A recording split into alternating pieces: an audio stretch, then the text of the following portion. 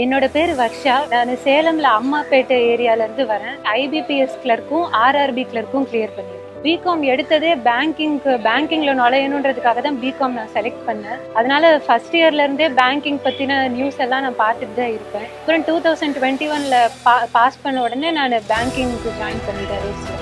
Actually எனக்கு aptitude வந்து கொஞ்சம் வீக்கான சப்ஜெக்ட்.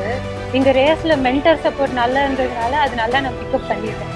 அதுக்கப்புறம் ரீசனிங் வந்து எனக்கு நேச்சுரலாகவே வந்தது எனக்கு.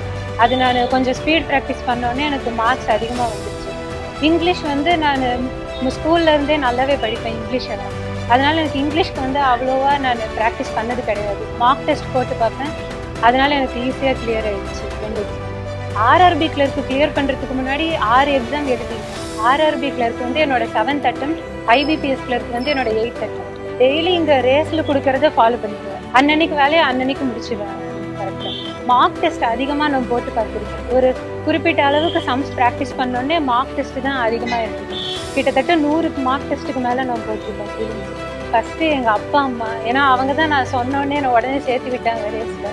அதுக்கப்புறம் இங்கே இருக்கக்கூடிய மென்டர்ஸ்.